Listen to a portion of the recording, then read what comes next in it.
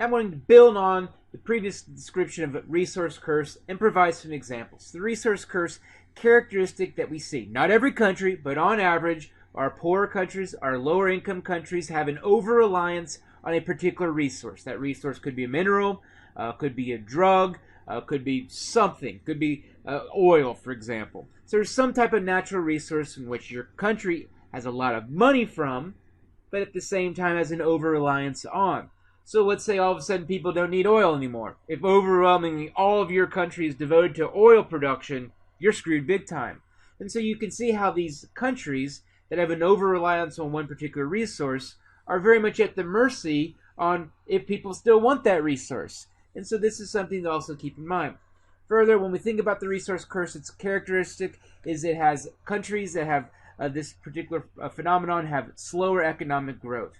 The idea is they might have a boom because of that resource being in demand.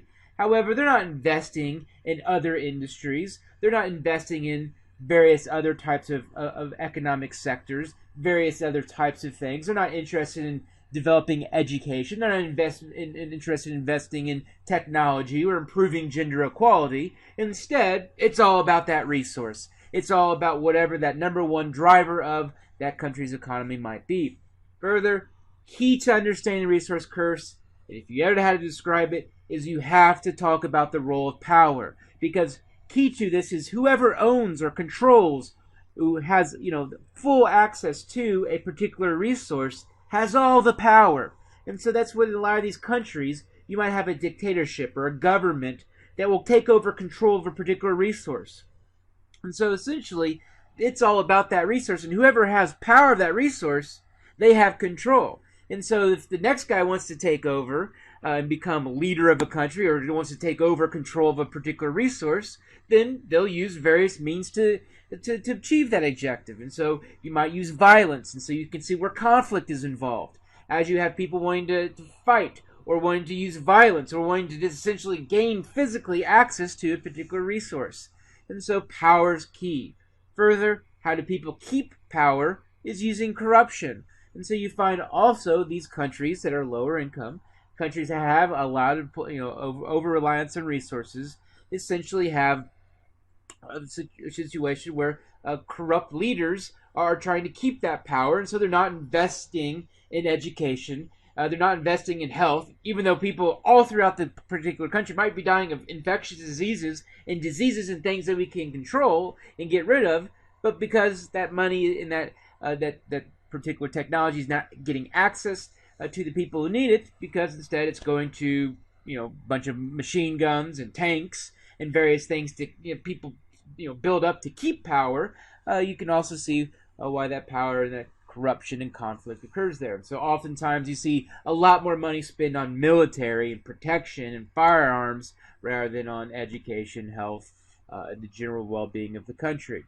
So all these various factors work together to understand why these places on average have slower economic growth.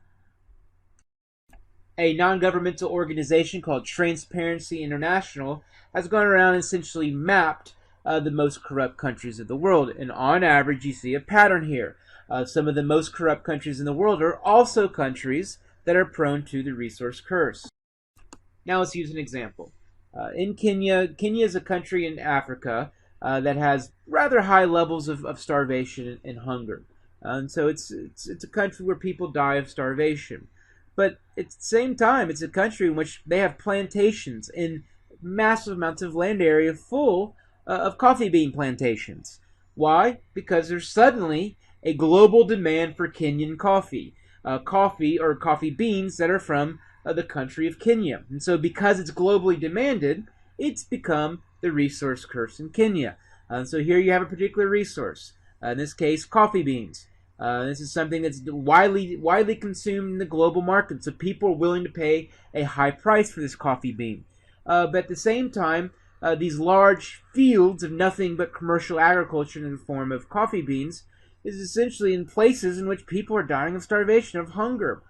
So what it is whoever has power, whoever has control, in this case whoever owns the plantation or who has control of a large amount of land area, thus has the power as far as controlling the coffee bean plantation, coffee bean industry, in having a monopoly of it in Kenya, but at the same time controlling the fact that instead of growing crops for the local community, this is being used for profit.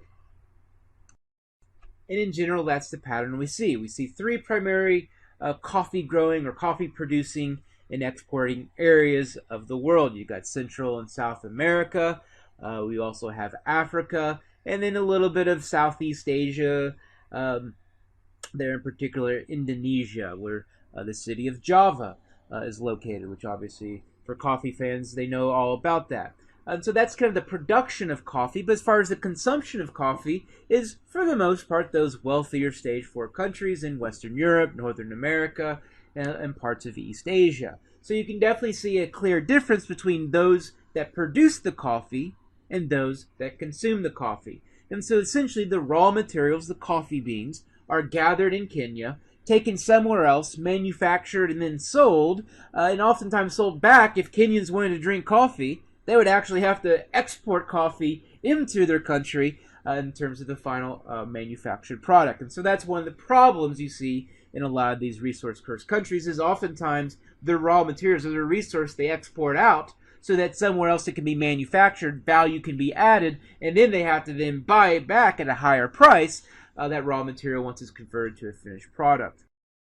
And we see all countries of the world that have a Starbucks, and even though you can get your Kenyan blend of Kenyan coffee beans from Starbucks in your caramel latte frappuccino, you can't get one there pretty much anywhere in Africa.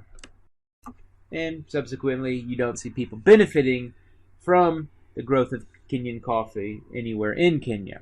And so once again, misuse of funds, and you see it's all about protection of that key resources that people all want to keep control of, in this case in Kenya, the coffee plantations.